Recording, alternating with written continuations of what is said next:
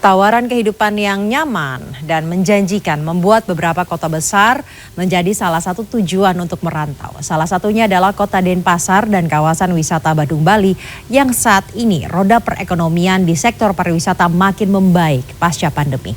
Kondisi ini berdampak positif khususnya bagi para pemilik rumah sewa atau kos-kosan. Tingkat hunian di dua kawasan ini pun relatif tinggi.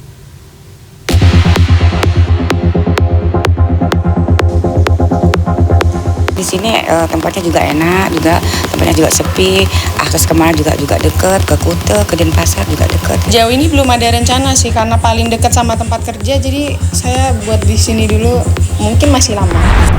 Kebijakan sejumlah perusahaan untuk work from home saat pandemi COVID-19 mengakibatkan banyak orang berminat ke Bali sebagai tempat kerja sekaligus mencari lokasi untuk berlibur. Wilayah seperti Denpasar dan Badung menjadi lokasi yang cukup diminati para perantau untuk memilih tempat tinggal sementara.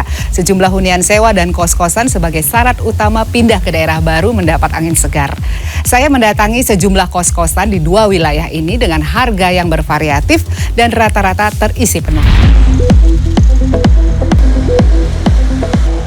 Kota Denpasar dan Kabupaten Badung merupakan wilayah dengan jumlah penduduk pendatang atau perantau yang cukup tinggi di Bali.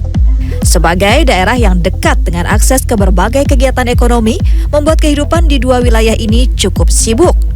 Tak heran, banyak orang memilih tempat tinggal dan mencari rumah kos di kawasan ini saat merantau dan bekerja di Bali. Untuk mencari rumah kos di wilayah Badung dan Denpasar tidak sulit. Berbagai informasi, mulai dari tipe, harga, dan fasilitas mudah diakses melalui internet atau media sosial.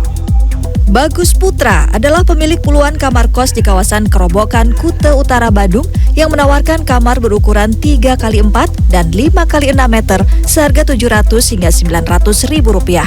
Kamar yang dilengkapi toilet dan wastafel dalam ini pun cukup banyak diminati. Bagus, sekarang terima kasih ya, saya sudah dikasih kesempatan untuk bisa melihat-lihat kamarnya. Nah, ini ada berapa kamar total? Ini total ada sekitar 20 kamar. 20 kamar, ya. Dan rata-rata saat ini? Rata-rata ini penuh. Penuh isi ya, jadi ada beberapa, tapi ada tinggal yang bisa kita lihat? Ya, bisa satu ya? Ada yang kosong, dan baru sekarang keluar. Kita bisa lihat ya guys ya? Bisa, mari kita lihat. Ya. Bagus, nah ini kita sudah berada di kamar yang berapa nih rencananya? Ini kamar yang harganya 700.000. 700. Iya, betul. Oh, jadi ini ukurannya? Ukurannya 3x4. 3x4 meter. Nah, berarti apa aja kalau orang yang akan mau kos di sini berarti ada berapa? Jadi sebagian besar kamar di sini memang untuk ada wastafel, tempat kompor, dan untuk kamar mandi dalam. Kamar mandi dalam ya. Betul. Nah, bagus kan juga ada di sini ada yang di atas 700.000. Betul. Itu perbedaannya apa? Perbedaannya dari ukuran kamar. Dari ukuran. Iya, betul, ukuran kamar, dan memang itu bangunannya baru. Bangunannya lebih baru. Iya, baru dibangun sekitar tahun 2020 kemarin. Ya. Untuk tambahan boleh dari para penghuninya itu menambahkan kalau selain boleh. Seperti apa misalnya AC, boleh Ya. itu seperti sendiri kalau bisa. ingin nambah ya. Kebetulan karena di sini kan listriknya sudah token. Jadi masing-masing kamar ada token listrik. Jadi penyewa bisa menambahkan AC, entah itu membuat kulkas. Nanti kan penyewa akan membeli sendiri. Di tengah kota seperti kota Denpasar, peminat rumah kos juga tinggi. Diva, pemilik rumah kos dengan 13 kamar di kawasan padat aktivitas Jalan Nangka Denpasar, mengaku sejak setahun terakhir seluruh kamar selalu terisi. Rata-rata dari kalangan pekerja dan keluarga.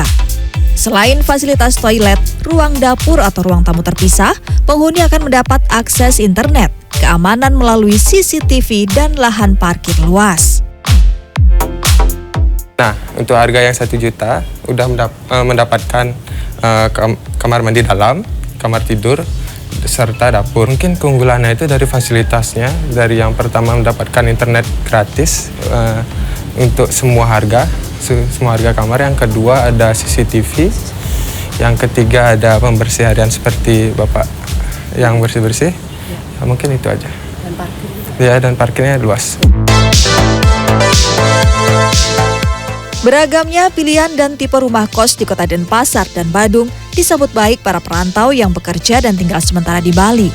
Seperti diungkapkan Grace, warga asal Flores yang bekerja di bidang kuliner yang memilih rumah kos di Denpasar dengan alasan dekat tempat kerja serta mudah menjangkau akses layanan publik.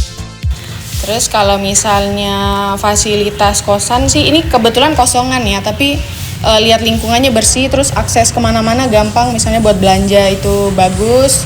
Terus ada banyak ATM, bahkan ada pom bensin juga di sebelah sana, jadi udah strategis banget di sini. Hal serupa diungkapkan Yana, ibu rumah tangga asal Manado yang telah 8 tahun menyewa kamar kos di kawasan Kerobokan, Kuta Utara, Badung ini. Areal kos yang sepi, nyaman namun aman membuatnya betah tinggal lama di kosan saat ini. Saya kos lebih lama. Karena apa? Karena di sini tempatnya juga enak, sepi juga, akses kemana juga dekat. Itu ya bikin saya betah di sini.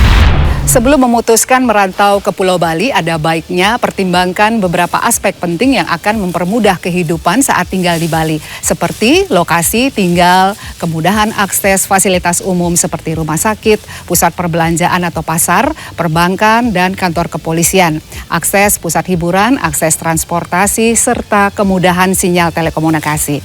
Selain pertimbangan penting tersebut, pastikan juga memperhitungkan biaya hidup yang akan dikeluarkan, apakah cukup untuk diri sendiri atau saat berkeluarga. Biaya hidup di Bali berdasar UMR tahun 2024 sekitar Rp2.008.000 per bulan. Jumlah UMR ini diasumsikan dengan rincian berupa biaya tempat tinggal, kebutuhan pokok, transportasi, telekomunikasi, dan gaya hidup.